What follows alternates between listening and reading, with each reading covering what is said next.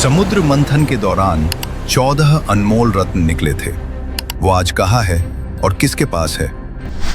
मंथन शुरू होते ही सबसे पहले कोई खजाना नहीं बल्कि भयंकर कालकूट विष निकला।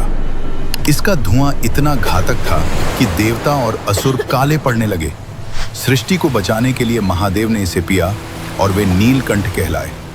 यह जहर आज भी उनके कंठ में सुरक्षित है। जहर के बाद निकली कामधेनु।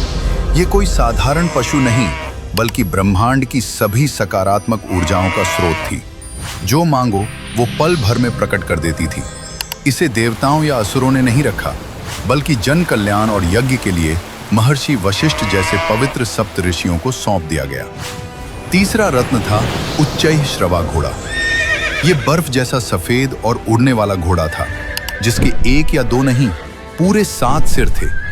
ये 7 सिर सूर्य की 7 किरणों के प्रतीक माने जाते हैं। इसकी असीमित शक्ति और तेज गति देखकर असुरों के राजा बलि ने इसे अपने पास रख लिया। हालांकि बाद में ये देवराज इंद्र का वाहन बना। चौथा रत्न था ऐरावत, एक विशालकाय चमत्कारी हाथी जिसके 4 चमचमाते दांत थे।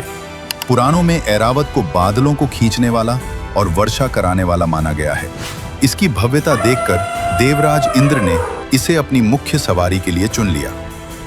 5वां रत्न था कौस्तुभ मणि। ये इस ब्रह्मांड की सबसे शुद्ध, चमकदार और दोष रहित मणि थी। कहते हैं कि इसमें सारे ब्रह्मांड की चमक और चेतना समाहित थी। इस दिव्य मणि को भगवान विष्णु ने अपने वक्षस्थल पर धारण कर लिया।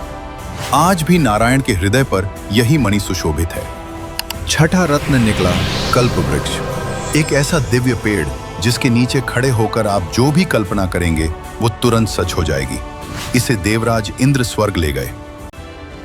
7वां रत्न थी रंभा और अन्य अप्सराएं। मंथन से बेहद खूबसूरत और कलाओं में निपुण अप्सराएं प्रकट हुईं। ये संगीत, नृत्य और गंधर्व विद्या की देवी मानी गई। इन्होंने स्वर्ग लोक में इंद्र के दरबार की शोभा बढ़ाई। 8वां रत्न सबसे दिव्य था, कमल के फूल पर विराजमान धन और ऐश्वर्य की देवी माता लक्ष्मी। जब वे प्रकट हुईं तो देवता, असुर और ऋषि सब उनसे विवाह करना चाहते थे। लेकिन माता लक्ष्मी ने देखा कि भगवान विष्णु एकदम शांत और स्थिर बैठे हैं। उन्होंने बिना किसी हिचकिचाहट के नारायण के गले में वरमाला डाल दी। 9वां रत्न चौंकाने वाला था, मदिरा और नशे की देवी वारुणी। जब ये रत्न निकला तो देवताओं ने इसे लेने से साफ मना कर दिया क्योंकि नशा बुद्धि को भ्रष्ट करता है। लेकिन असुरों ने अपनी तामसिक प्रवृत्ति के कारण इसे खुशी खुशी अपना लिया। इसी के बाद असुरों का पतन शुरू हुआ। 10वां रत्न था चंद्रमा। समुद्र से एक चमकता हुआ शीतल और खूबसूरत चांद निकला। चूंकि महादेव ने विष पिया था और उनका शरीर तप रहा था, इसलिए उस भयंकर गर्मी को शांत करने के लिए शिवजी ने चंद्रमा को अपने मस्तक पर धारण कर लिया और चंद्रशेखर कहलाए। 11वां रत्न निकला पारिजात वृक्ष।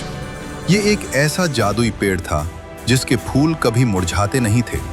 इसकी खुशबू और स्पर्श मात्र से इंसान की सारी थकान मिट जाती थी। इसे देवराज इंद्र अपने साथ स्वर्ग ले गए। 12वां रत्न था अजय 5 जन्य शंख। ये कोई साधारण शंख नहीं था। इसकी ध्वनि ब्रह्मांड के ओम की तरह थी जिसे सुनकर दुश्मनों के कलेजे कांप जाते थे। इसे भगवान विष्णु ने अपने पास रख लिया।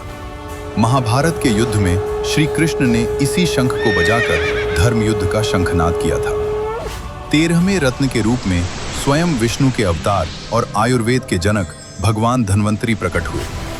इनका रंग सांवला था और इन्होंने पीले वस्त्र धारण किए हुए थे। इनका प्रकट होना ये बताता है कि अमृत का मजा आप तभी ले सकते हैं जब आपके पास स्वास्थ्य हो।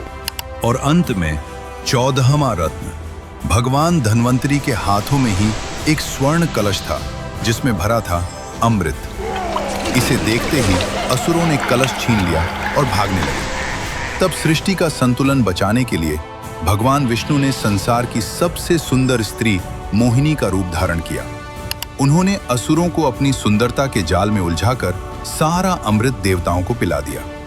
दोस्तों, ये थी 14 रत्नों की कहानी। कमेंट में जय श्री विष्णु लिखें